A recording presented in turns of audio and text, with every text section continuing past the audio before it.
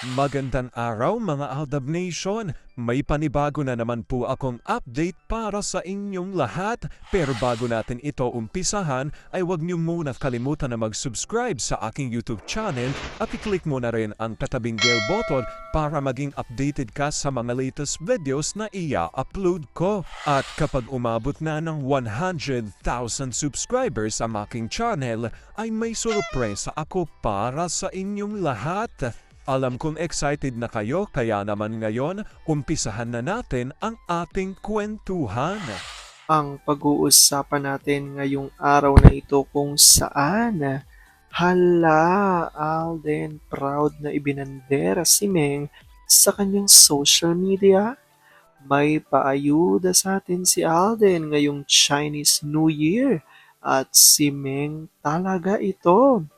Meng nagpakita rin sa wakas at ang hiling ng marami ay sana tuloy-tuloy na ang mga ayuda ng May Chard. Gaano ito katotoo at may sapat nga bang ebidensya ang makakapagpatunay rito? Well, yan ang ating aalamin at pag-uusapan ngayong araw na ito. Pero bago ho yan, ay bibitinin ko muna kayo ng kaunting-kaunti lamang kung saan magbasa muna tayo ng mga nakakatuwang post ni My name is Theo01 sa Twitter. Kaya naman wag na natin patagarin pat sabi niya sa kanyang tweet. Sa gitna ng kulitan kasamang mga bata, love, ano? Sa CR, huwag ka nga, dali na, mahahalata tayo ng mga bata. Mauna ka, ikaw muna. Sige, sunod agad ah. Oo, kaso hindi sumunod at nagtatago na lang sila ng mga bata sa kumot. Mahanap mo kami, Dad. Ikaw daw ang taya. Lagot ka sa akin, Ma. Ma, wala siya, Dad. Hinilang kumot. Lagot ka sa akin ngayon. Dad, tabi kayo. Harang.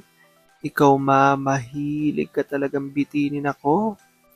Halika dito. Sorry na pa. Bawal lapit, Dad. Naglambitin sa ama. Kiniliti ng ama at naglupasay sa tawa. Daddy, punta na kayo kay Yaya, nak. Eat kayo. Sama ako, nak. Dito ka lang, ma. Ito talaga si kahit saan na lang makita si hindi talaga pwedeng hindi hawakan yung balakang o kaya puwet. Pag nadaanan sa kusina, hawak. Pag nasa sala, hawak pa rin. Kahit saan na lang, gusto talaga niyang painitin lagi yung isa para pa rin sila mga bata na nagkukulitan. Gustong gusto ni yung mag-aakap sila at maghalikan. Alam kong tuwan-tuwa kayo sa ating binasa pero ngayon pag-uusapan na natin ang ating main topic. Oops, wait lang, saglit lang to. May ipapaalala lang ako para sa mga bago pa lang sa aking channel, huwag niyong kalimutan na mag-subscribe sa aking YouTube channel at i-click na rin ang notification bell para lagi kayong updated sa mga latest videos na ia-upload ko at para maging parte na rin kayo ng aking Fanatics Channel family. Well, alam pong super excited na kayo sa ating kwentuhan, kaya naman dumako na tayo sa ating main topic. Gaano nga ba katotoo na si Alden ay proud na ibinandera si Meng sa kanyang social media? May paayuda sa atin si Alden ngayong Chinese New Year at si Meng nagpakita na rin sa wakas. Tuloy-tuloy na sana ang mga ayuda, yan ang hiling ng maraming Aldab Nation. Gaano ito katotoo at may sapat nga bang ebidensya ang makakapagpatunay dito? Well, yan ang ating aalamin at pag-uusapan ngayong araw na ito. Alam kong super excited na kayong malaman yan, kaya naman huwag na natin patagalin pa. Una-una na nga muna galing sa tweet ni Bumper2019 at ayon sa kanya, ano kaya ang kahihinatnan nitong sarsuela ng Philippine Showbiz Mafia? For sure, tayo ang panalo kasi hindi tayo naglabas ng salapi dito. Ang pinakamalaking lugi dito ay ang ABS sila ang financer nito. Yung Sarsuela 1, yung kay Baklang Tapyas at Meng, sobrang laki ng ginastos nila. Remember nyo pa si Joy Wang? Ni-share pa noon sa DM ang offer sa kanya na 300k para bumaligtad. Not sure kung tinanggap niya bandang huli. Ang masigasig noong mag-offer ay ang kampo ni Lolo Tonyo at Pink Elephant. What a pity sa nangyari sa kumpanya nila. Sabi sa akin, sa sobrang laki ng natanggap ni Dalmatian doon sa Sarsuela ng Mac, tiba-tiba ang family magdusa noon. Lahat sila ay nakinabang, lalo na si Magna Kupit. Remember ang kasal ng dalawang kapatid? Sponsor ng Showbiz Mafia. Mga walang hiya talaga. Salgot ni Olive Kanayama. Lahat ng may gawa at kasangkot sa Sarsuela, nasan sila?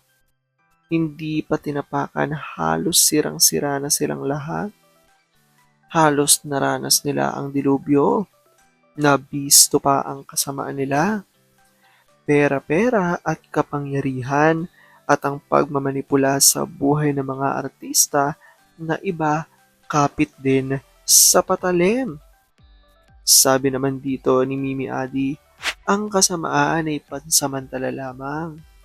God knows everything. Sabi naman ni Beth Jimenez, truth shall prevail. Kahit ano pang gawin nila para sirain, una nang lumabas ang totoo. No one denied and refuted them. Kanila A&M mismo nang galing ang mga posts na sinang-ayunan ng pamilya at close friends. Doon tayo kumapit sa totoo, Alda pa rin.